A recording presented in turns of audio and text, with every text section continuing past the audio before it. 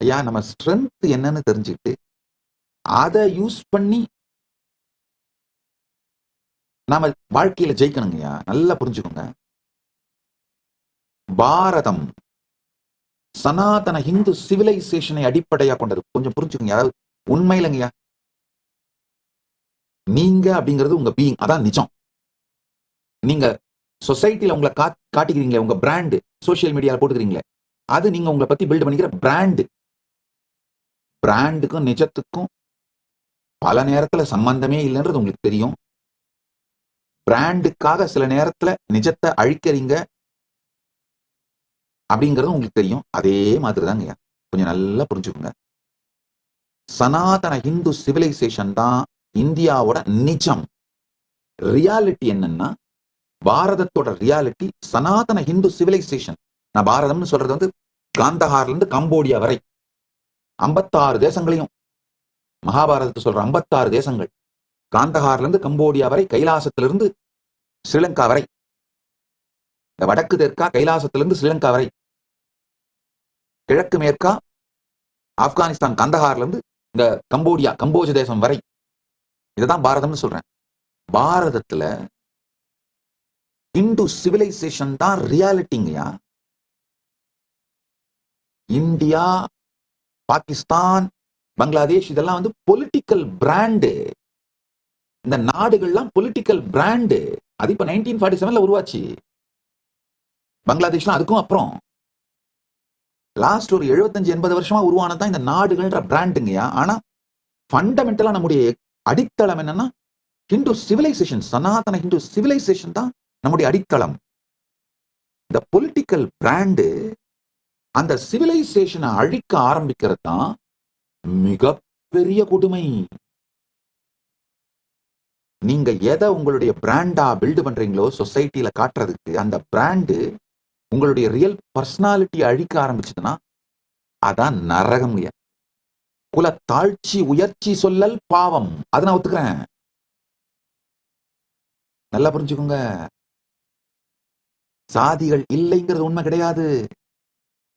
உண்மையில நாம நம்முடைய ஜாதியோட ஸ்ட்ரென்த் என்னன்னு புரிஞ்சு அதை ஸ்ட்ரென்தன் பண்ணி அது மூலமா ஜெயிக்கணுங்க. அப்படி ஜெயிச்சா மட்டும்தான் இந்தியா விஸ்வகுருவா மாற முடியும்.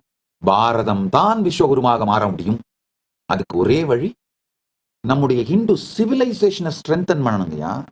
சமூகத்தாலும் சட்டதிட்டங்களாலும் ஒவ்வொரு நிலைமையிலையும், அதாவது எக்ஸிகியூட்டிவ்ஸ், லெஜிஸ்லேச்சர், ஜுடிஷியரி, மீடியா அத்தனையுமே ஹிந்து சிவிலைசேஷனை ஸ்ட்ரென்தன் பண்ணா, நம்ம சிவிலைசேஷன்ல இன்ஹெரிட் பண்ணியிருக்கிற நாலேஜ் ஸ்ட்ரென்தன் பண்ணா, அதை ரீடிஸ்கவர் பண்ணா, அதை நம்ம யூஸ் பண்ணணும், அதோட அட்வான்டேஜஸ் யூஸ் பண்ணோம்னா, நெக்ஸ்ட் லெவலுக்கு எடுத்துட்டு போனோம்னா, அடுத்த 25 ஆண்டுகளுக்குள் 2047க்குள்ள, 25 வருஷம் கூட தேவையில்லை, 2047 நம்ம விஸ்வகுரு ஆயிடுவோம்.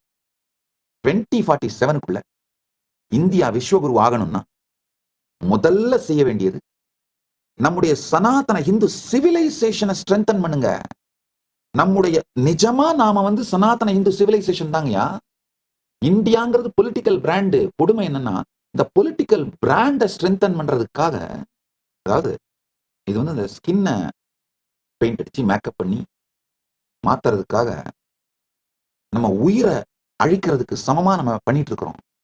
இந்தியாங்கிற பொலிட்டிக்கல் பிராண்டை ஸ்ட்ரென்தன் பண்றதுக்காக சனாதன இந்து தர்மங்கிற சிவிலைசேஷன் அழிச்சிட்டு இருக்கோங்கயா. இந்த 4ம் லெஜிஸ்லேச்சர், எக்ஸிகியூட்டிவ், ஜுடிஷியரி, மீடியா, இந்த 4ம் சனாதன இந்து சிவிலைசேஷனை ஸ்ட்ரென்தன் பண்ணா நம்ம இந்தியாவோட சயின்ஸ் ஃபீல்டு எப்படி வேலை செய்யணும்னாங்க, நம்முடைய ஸ்ட்ரென்த் என்னென்ன அதை எப்படி நெக்ஸ்ட் லெவலுக்கு எடுத்துட்டு போய் எக்ஸல் பண்றது, அந்த லைன்ல தான் நாம நம்முடைய எனர்ஜியை போடணும். அதை விட்டுட்டு வெஸ்ட் கொடுக்குற மோல்டுல நாம போகணும்னா, ஐயா அந்த மோல்டை நம்ம அடாப்ட் பண்ணிட்ட உடனே நம்ம ஃபெயிலியருங்க. ஏன்னா எப்படியா இருந்தாலும் அவன் கொடுக்குற மோல்ட்ல அவன் தான் அட்வான்ஸ்டா இருப்பான். அவன் வைக்கிற ஸ்கேல்ல அவன் எதுல அட்வான்ஸ்டா இருக்கணும், அதை ஸ்கேலை வச்சுதான் நம்மளுக்கு கற்றுக் கொடுப்பான். அவன் ஸ்கேலை எடுத்துக்கிட்டாலும் சரி, அவன் மோல்டை எடுத்துக்கிட்டாலும் சரி, நாசமா போகும். அதுல சந்தேகமே இல்லை. நம்முடைய எக்கானமி, நம்முடைய சொசைட்டி, நம்முடைய சோசியல் சயின்ஸ், நம்முடைய சயின்ஸ் எல்லாமே நம்ம ஸ்ட்ரென்த்தை பார்த்து புரிஞ்சுக்கிட்டு, நம்முடைய இன்டெலிஜென்ஸ் இதை பார்த்து புரிஞ்சுக்கிட்டு, இதை மறுமலர்ச்சி செய்து புனரமைத்து நெக்ஸ்ட் லெவலுக்கு எடுத்துட்டு போனோம்னா 2047 நாம தான் விஸ்வகுரு.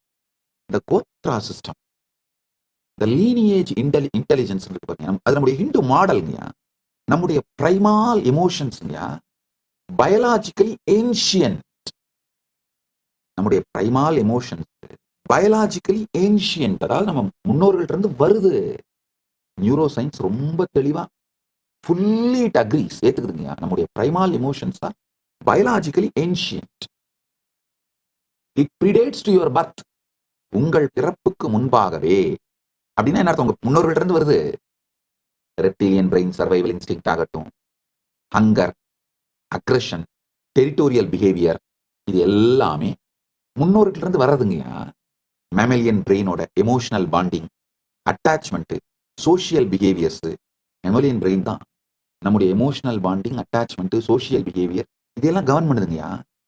இந்த சத்தியங்கள் ஒன்னொன்னையும் புரிஞ்சுக்கும் பொழுது எனக்குள்ள அளவில்லாத நன்றி அண்ணாமலையான் மேலையும், திருவண்ணாமலையில நான் வளர்ந்த அந்த ஈகோ சிஸ்டம் மேலையும், அந்த ஈகோ சிஸ்டத்தோட பாகமா இருந்த ஒருத்தர் மேலையும் வருதுங்க. ஏன்னா இந்த மாதிரி சயின்ஸ் ப்ரூஃப் பண்ண பிறகு அதெல்லாம் வாழலான்னு வெயிட் பண்ணிட்டு இல்லாம, நம்முடைய பாரம்பரியமான பல விஷயங்களை, பல உயர்ந்த ஞான அறிவு சத்தியங்களை, அதை சார்ந்த அந்த அறிவிலே ஸ்தாபிக்கப்பட்ட சிறந்த வாழ்க்கையை எனக்கு என்னுடைய முன்னோர்களும் என்னுடைய குருமார்களும் பரமசிவ பரம்பொருளின் பேரருளால், அது அண்ணாமலையான் அருளால். ஏன்னா நம்ம அண்ணாமலையான் அப்படிங்கிற அருள், இந்த கடவுள், அதுதான் நம்முடைய மொத்த சிவிலைசேஷனோட சென்டருங்க. கடவுளும் கோவிலும் தான் நம்ம சிவிலைசேஷனோட சென்டர். காந்தாரம் முதல் காம்போஜம் வரை, கைலாசம் முதல் இலங்கை வரை, தென்னிலங்கை வரை, மொத்தமா பாத்தீங்கன்னா இந்த 56 தேசங்களையும் மகாபாரதம் காட்டின டைம்ல அந்த 56 தேசம் தான் டாக்குமெண்ட் ஆகுது. இந்த இஸ்லாமிய தீவிரவாதிகளும் கிறிஸ்தவ கொடுங்கோலர்களும் உருவாகி உலகம் முழுக்க பரவறதுக்கு முன்னாடி வரைக்கும் இந்த 56 தேசங்கள் தான் சனாதன இந்து சிவிலைசேஷனல் நேஷனா இருந்தது. இந்த 56 தேசத்தையுமே எடுத்து பாருங்க, ஒவ்வொரு சமஸ்தானமுமே ஒரு ஆலயத்தை அடிப்படையா வச்சுதான் உருவாகி இருக்கு. நல்ல வேளையா பரமசிவன் அருளால் அந்த கோயில் பெருங்குடியில் அவன் திருவடியில் பிறந்தோம், வழி வழியாக மாதொருபாகனுக்கே அடிமை செய்கின்ற குலத்துல பிறந்து அந்த வழக்கங்களை கற்றுக்கொண்டு அந்த வாழ்க்கை முறையை உள்வாங்கி வாழ்வது எத்துணை பெரிய புண்ணியம். ஆப்பா! காரணம் என்னன்னா, time tested, foolproof, best response mechanism, நம்மள நாமளே ஹேண்டில் பண்ணிக்கிறது, இது எத்தனையும் இன்ஹெரிட்டன்ஸா வந்துருது. வந்த பிறகு இங்க நம்ம பிறந்த பிறகும் நம்முடைய ரெஸ்பான்ஸ்லயும் ஏதாவது கொஞ்சம் தடுமாறணும் இல்ல ட்ராக் மாறணும்னா உடனே அந்த வாழ்க்கை முறை லைஃப் ஸ்டைலால அதை அலைன் பண்ணிடுறாங்க. அந்த ஈகோ சிஸ்டம் அலைன் பண்ணிடுது. இந்த neo cortex reasoning, abstract thinking, higher cognition இதெல்லாம் அட்மினிஸ்டர் பண்ணுது. இந்த புராணங்களை படிப்பது, சின்ன வயசுலேயே இந்த புராண கதைகளை, பிரபஞ்ச வரலாற்றை கேட்பது, புரிந்து கொள்வது, பவர்ஃபுல்லான ரீசனிங்கையும் இந்த அப்டிராக்ட் திங்கிங்கையும் ஹையர் காக்னிஷனையும் பில்ட் பண்ணிடுதுங்கயா. அப்டிராக்ட் திங்கிங்னா மேல் மனம் ஒரு சத்தியத்தை கணக்கு போட்டுட்டு இருக்கும் போதே 100 × 700 எவ்வளோ அப்படின்றதுக்குள்ளேயே கீழே இருந்து நம்ம உள்மனம் ரொம்ப அழகா 100 × 700, 7 பக்கத்துல இந்த 100ஓட 2 0 சேர்த்து எடுத்து போடு, முடிச்சு போச்சு. இது நான் ஒரு சின்ன கணக்கை சொல்றேன். இந்த வாய்ப்பாடு படிச்சவங்க, இந்த மனக்கணக்கு படிச்சவங்க, இதெல்லாம் அவங்களால இதை பண்ண முடியும், அது வேற. இது ஒரு ரொம்ப மேம்போக்கான உதாரணம். இதை விட அப்டிராக்ட் திங்கிங் பல ஆழமான உதாரணங்களை சொல்ல முடியும். ஹையர் காக்னிஷன், இந்த மூன்றாவது கண் விழிப்புணர்வு, அதனால வர சக்திகள், அதெல்லாம் ஒரு பக்கம். ஈவன் சாதாரணமா கூடங்கய்யா, இப்பதான் எனக்கு புரியுது எப்படி மணிக்கணக்கா என்னால உட்கார்ந்து பல புத்தகங்களை படிக்க முடியுது, படித்தாலும் முழுமையாக புரிந்து கொள்ள முடியுது. எல்லாமே இன்ஹெரிட்டடுங்கய்யா, பாரம்பரியமாக நன்கொடையாக அளிக்கப்பட்டது. உயிரியல் நன்கொடை. ட்ரியூன் பிரெயின் மாடல் சிம்பிளிஃபைடா இருந்தாலும் the layered evolution of emotional circuits is well established scientifically. Emotional சர்க்கியூட்ஸோட லேயர்டு எவல்யூஷன் வெல் எஸ்டாப்ளிஷ்டா இருக்கு இந்த ட்ரையூன் பிரெயின் மாடல்ல. அதே மாதிரி அங்கர், ஃபியர், ரேஜ், பசி, பயம், வெடிக்கிறது, இந்த ரேஜ் வெறி கொண்டு வெடிக்கிறது, இந்த மாதிரியான அடிப்படை உணர்ச்சிகள்லாங்கய்யா பாரம்பரியமாக நம்முடைய சிஸ்டத்துல கடத்தப்படுதுங்கய்யா. நாம இத கத்துக்கிறது இல்ல, உயிரியல் வழியா மரபாக பெறுகின்றோம். அக்வாட்டிக் லைஃப் ஃபார்ம்ஸ் எல்லாம் பாத்தீங்கன்னா அதுக்கு அந்த சர்வைவல் மெமரி அப்படியே டைரக்டா வந்துருது. இன்ஸ்டிங்டிவ் ரியாக்ஷன்ஸ் நம்முடைய கான்சியஸ் மைண்டை விட அப்பாற்பட்டு சேகரித்து வைக்கப்படுகிறது. Instinctive reactions are stored beyond the reach of conscious mind.